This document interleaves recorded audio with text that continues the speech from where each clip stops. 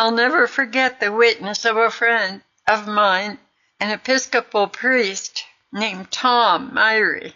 He's just assigned to a church in Seattle, Washington. Anyway, on the first Sunday there, he preaches all the services. Then he stands in the lobby to greet people as they come out.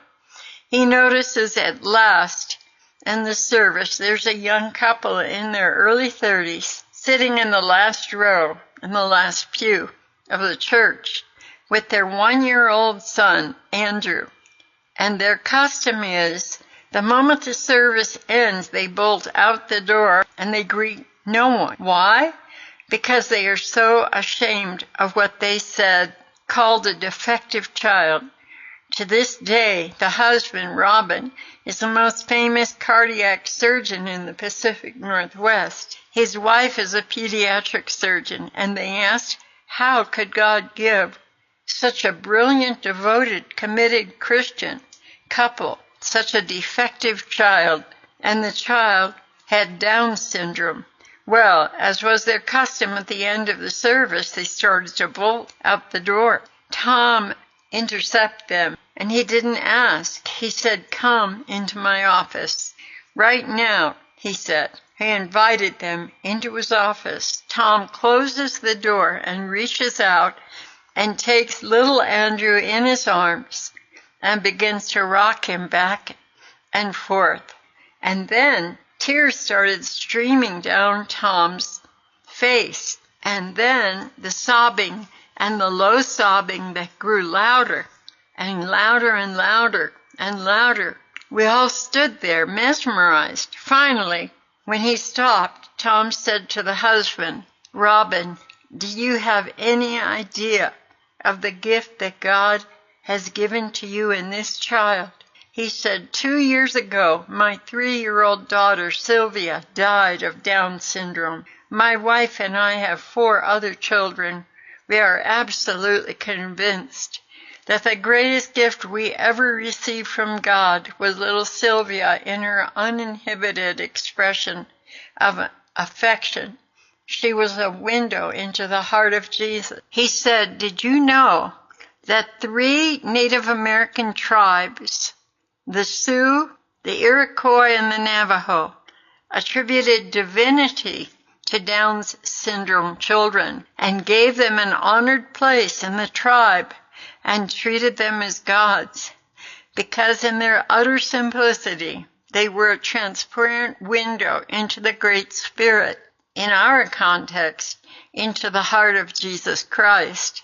Tom handed the little boy back to his dad, and he said, Robin, you treasure this child because he is going to lead you more directly into the love of Christ than anybody you'll ever meet in your life. And the next Sunday, there's Robin and his wife, Allie, sitting up in the front row, holding up little Andrew, suggesting that they had been specifically chosen by God to bear a Down syndrome child.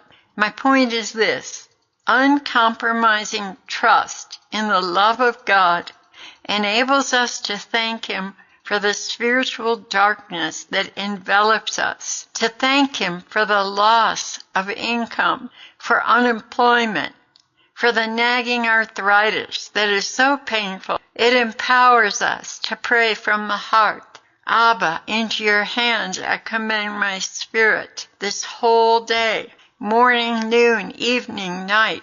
Whatever you want from me, I want of me. Falling into you, trusting you in the midst of my life. Abba, into your heart I commend my spirit, feeble, distracted, insecure. And to you I commend myself through Jesus, your Son, my Lord. Amen.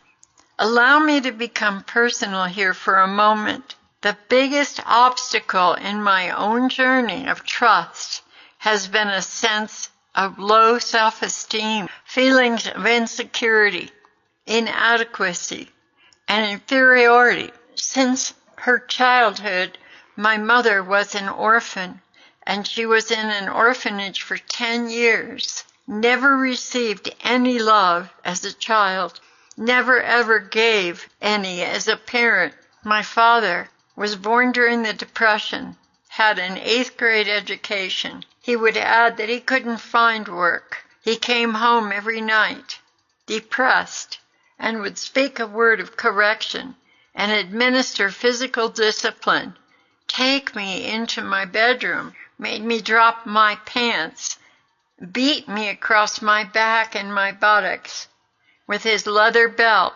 My most vivid memory is when I was 6 years old, and this was December 21st of 1940, 4 days before Christmas. It was a snowy night. My father came home without finding a job, and he said to my mother, "How are the boys today?" My mother turned to my brother Rob, who was a year and 3 months older than I, and said, "He is evil. He is utterly obnoxious.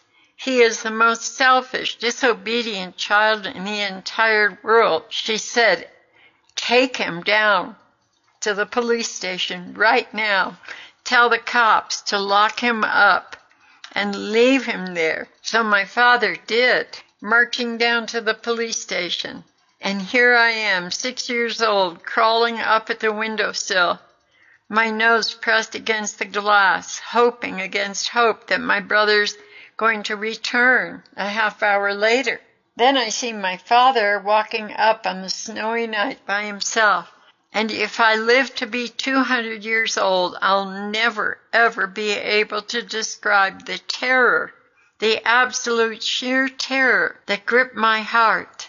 Now I knew there was nobody there to protect me. There was nobody there for me. The next time I acted out, I was going down to the jail to spend the rest of my life there. And then, through the tears, I see my brother about 30 yards behind my dad, making a snowball, and the inner panic temporarily subsided, but I was still scarred and shaken.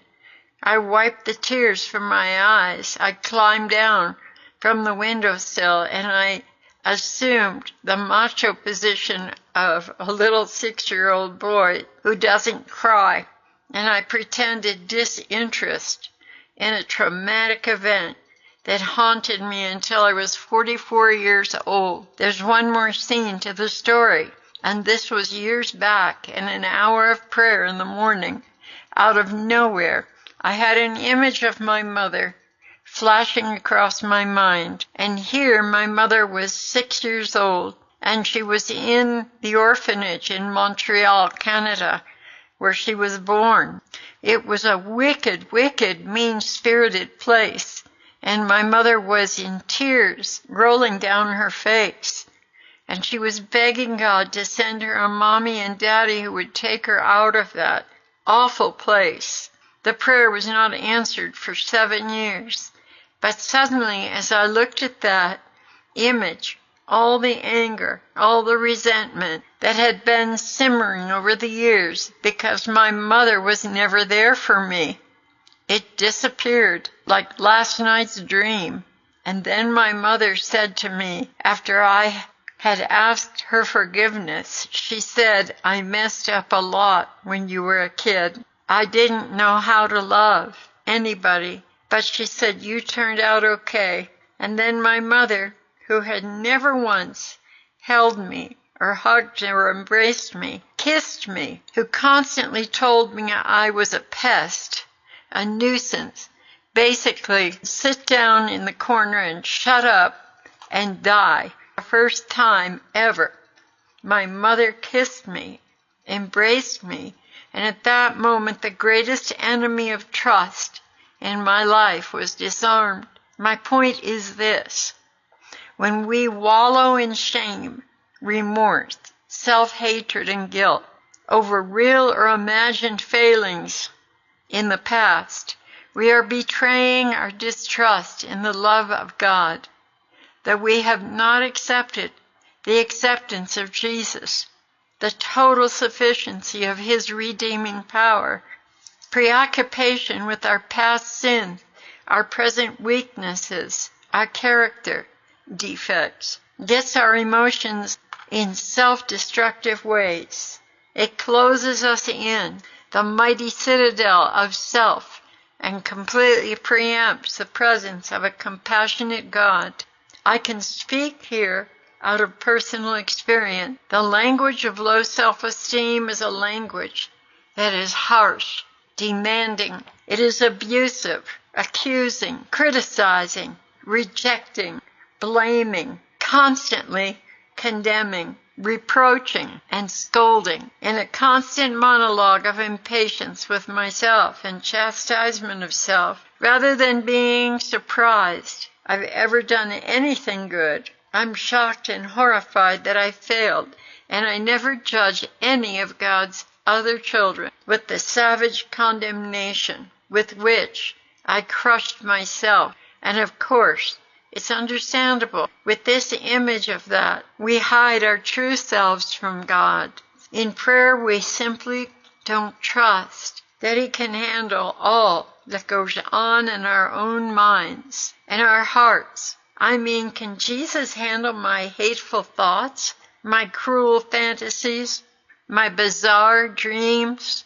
Can Jesus cope with my primitive sexual urges? I'm 70 years old, and at least three or four times a day I'm having lustful images, lustful desires. I mean, 30 years ago, when I was 30 or 40, and here I am at 70, ordained, a priest for 42 years, and wondering how Jesus can cope with all those primitive lustful desires. How can I cope with my exalted image of myself? Because I start to believe my own press clippings. What a wonderful man I am.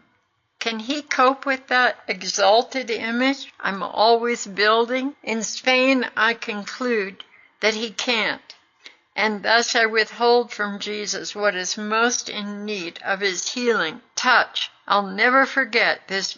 It's back in 1999. I'm invited to give a lecture at Stanford University in Palo Alto, California. Well, the lecture was at 7 at night. I'm walking at night at 6:30. Now I'm walking down a path, and a student passes me by, a 20-year-old sophomore. He looks at me and he says, "Hey man, you're cool," he said. "I like your voluminous jeans." Now, I'm wearing these jeans, and on any other campus they would have said, "I like your baggies. I like your baggy jeans." But this is Stanford. "I like your voluminous jeans," he says. "For an old goat, you're cool. You're cool, man. Really cool." To this day, I don't know what got into me, but I turned around right in his face, and with mock indignation, I say, "If you ain't cool, what is the point of going on? You give me one good reason why I should go slogging through the molasses of this dark, dreary, dismal world, that you ain't cool. Do you know what it's like to be 65 years old and be uncool in a cool world?" He backs off and says, "Geez, man, it ain't that bad." Then he says, "Why don't you go talk to the chaplain?" We both laughed. I invite him to the lecture, and he comes. I walk him back to his dormitory that night, and he tells me how distant he feels from God these days.